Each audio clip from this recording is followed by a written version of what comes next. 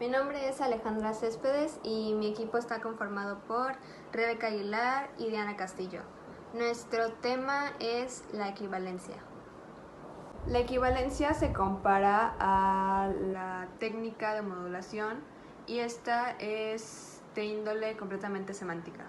Lo importante es que se consiga que el lector del texto traducido reaccione ante el mensaje de la misma manera que los receptores del mensaje en su lengua original.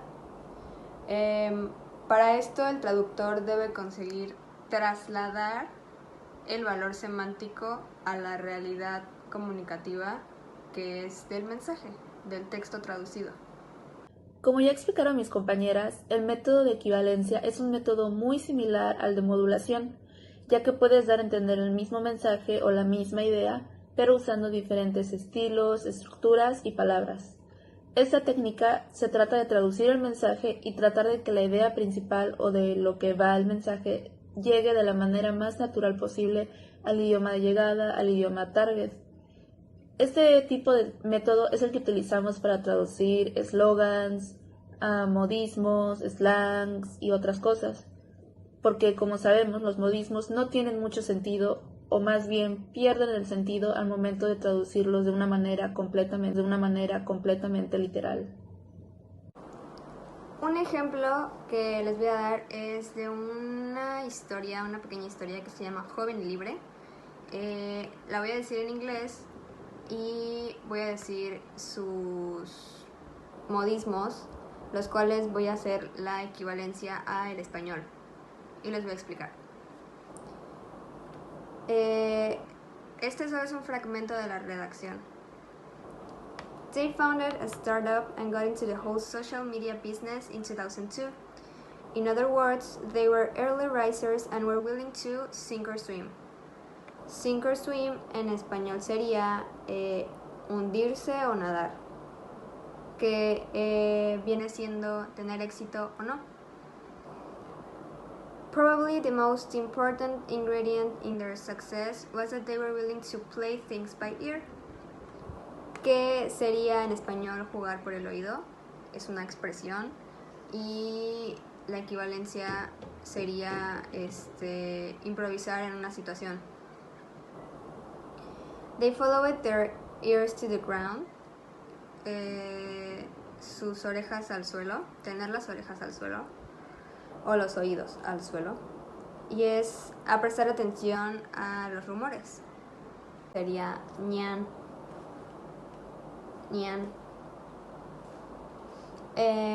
Aquí lo que se debe encontrar es una equivalencia a lo que se está diciendo en el otro idioma. Por ejemplo, no cambia el significado de miau en los tres idiomas, solo cambia el cómo se dice y cómo se escribe también. Pero al final viene siendo lo mismo, ya que es un sonido. La equivalencia aparece normalmente donde hay onomatopeyas y los modismos. A prestar atención a los rumores. Moved full speed ahead. Soon their business was growing by leaps and bounds. Eso quiere decir, al español su equivalencia sería a pasos agigantados, que es como ir muy rápidamente. Y aquí dice, their business was growing by leaps and bounds. Su empresa estaba creciendo muy rápidamente. Of course, they had some stumbling blocks along the way. Eso quiere decir que habían piedras en el camino, habían ciertas dificultades para llegar a tal éxito. Who wouldn't? Still, they made it through the competition, and by 2008, they were billionaires. This kind of success for young and free people now has imitators all over the world. En este texto pudimos observar diferentes equivalencias y modismos que se usan en este tipo de redacciones. Ahora bien, por ejemplo, en un cuento para niños podría ser The cat meows, el gato hace miau, y en japonés, la oración en japonés y el sonido del gato sería ñan. A continuación, daré unos ejemplos de modismos y las equivalencias que podemos encontrar en español. Por ejemplo, un ejemplo sería creerse la última coca del desierto, que si intentamos traducirlo de una manera literal, sería como to think you're the last coke of the desert, y no tendría mucho sentido. Es por eso que su equivalencia es to think you're the best thing since sliced bread. El segundo sería tomar el pelo. De una manera literal sonaría como to take hair y no tendría mucho sentido. Es por eso que su equivalencia es to pull someone's leg. El tercero sería no saber ni papa de algo. Si lo traducimos de una manera literal, sonaría como to not have a potato of something. Y no tendría mucho sentido. Es por eso que debe ser to not have a clue. Otro sería the whole 9 yards. Si lo traducimos de literal, sería las 9 yardas completas. Un poco de sentido, pero creo que sería mejor todo eso y más. Spill the tea, como derrama el té, no tendría sentido. Es por eso que debe ser cuéntamelo todo. Break a leg, rómpete una pierna. Este tiene un poco de sentido en español, pero si queremos hacerlo en un contexto más específico, tendríamos que decir buena suerte. It's not rocket science. Está fácil o no está difícil. Si quisiéramos traducirlo de una manera literal, sonaría como no es ciencia de cohetes. Y como que no. Otro más sería a piece of cake. Si lo traducimos de manera literal, sonaría como un pedazo de pastel. Es por eso que su equivalencia es pan comido. Y por último, speaking of the devil, o hablando del diablo, y si queremos encontrar su equivalencia al español sería hablando del rey de Roma. A continuación, leeré un pequeño texto en inglés con algunos modismos en él para después traducirlo al español con sus equivalencias. El texto dice así: Kim walked to school every day. The school was just a hop, a skip, and a jump from her house. She always arrived early because her mother had taught her that the early bird gets the worm. Kim loved school and always did her best in each class. Her work was second to none. When the teacher was talking, she was all ears. She was the apple of her teacher's eye. Everyone liked Kim. She never gave another child the cold shoulder, even if they didn't see eye to eye on everything. Algunos de los modismos que pudimos encontrar en el texto fueron los siguientes. El primero es a hop, a skip and a jump from her house, que vendría siendo una distancia corta o una distancia no muy larga, o súper cerca. El segundo sería the early bird gets the worm, que podemos incluso encontrar una equivalencia directa en español que sería al que madruga, Dios lo ayuda. Otro más sería second to none, que significa cuando hablamos de algo que es lo mejor o de los mejores. Otro sería all ears, y podemos traducirlo como prestar atención. The apple of her teacher's eye. Este sería un poco más corto y lo podemos traducir directamente como la favorita o el favorito. The cold shoulder tiene incluso un modismo directo en español, que sería la ley del hielo. Y por último, see eye to eye. Cuando hablamos de eye to eye nos referimos a que dos personas o más están de acuerdo en algo. Entonces, al momento de traducir el texto completo al español, quedaría de la siguiente manera. ¿Quién caminaba a la escuela todos los días? La escuela estaba muy cerca de su casa. Siempre llegaba temprano porque su madre le había enseñado que al que madruga, Dios lo ayuda. Kim amaba la escuela y siempre hacía lo mejor en cada clase. Sus trabajos eran de los mejores. Cuando el profesor o la profesora estaba hablando, ella siempre prestaba atención. Ella era la favorita del profesor o de la profesora. Todos querían a Kim, porque ella nunca le daba la ley del hielo a otro niño, incluso si no concordaban o estaban de acuerdo en muchas cosas. Y bueno, seguimos con la equivalencia. Sabemos que la equivalencia es un proceso de traducción oblicua. Sabemos que no es una traducción formal o word for word.